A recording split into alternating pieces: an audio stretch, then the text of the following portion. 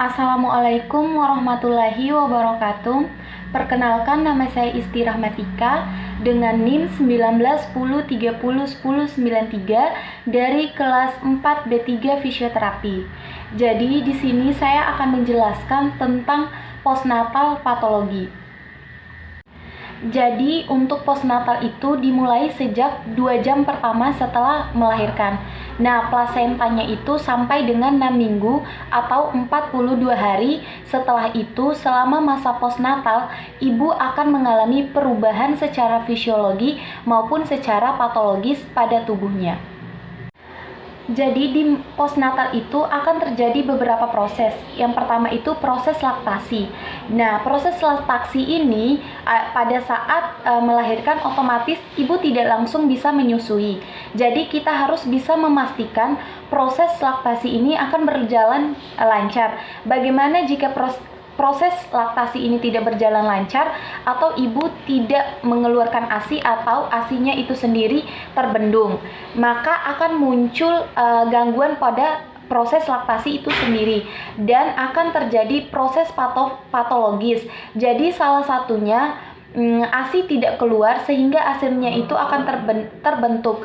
Pada kondisi lama akan terjadi infeksi pada mamae yang disebut dengan masitis. Dan di situ akan munculnya tanda-tanda infeksi seperti nyeri, bengkak, suhunya panas, berwarna kemerahan, dan penurunan fungsi. Jadi peran fisioterapi ini sendiri di sini yaitu memberikan intervensi. Salah satunya itu adalah brisis dengan membersihkan puting ASI, kemudian pijat dan dikompres dengan air hangat. Fungsinya membuka saluran yang tersumbat supaya ASI itu akan keluar dengan lancar, dan air dingin juga berfungsi untuk mengurangi rasa nyeri dan radang. Selanjutnya itu ada proses involusi uterus. Ini merupakan suatu proses di mana kembalinya ke kondisi sebelum hamil dengan berat sekitar 60 gram. Jadi kontraksi otot polos uterus ini akan berada di garis tengah pada promatarium sacralis. Kemudian involusi ini dapat diamati dari luar dan akan memeriksa fundur uteri sebagai berikut. Setelah melahirkan, tinggi fundus uteri itu 2 cm. Kemudian di bawah pusat itu atau 12 jam kemudian itu akan kembali ke 1 cm di atas pusat dan menurun ke 1 cm.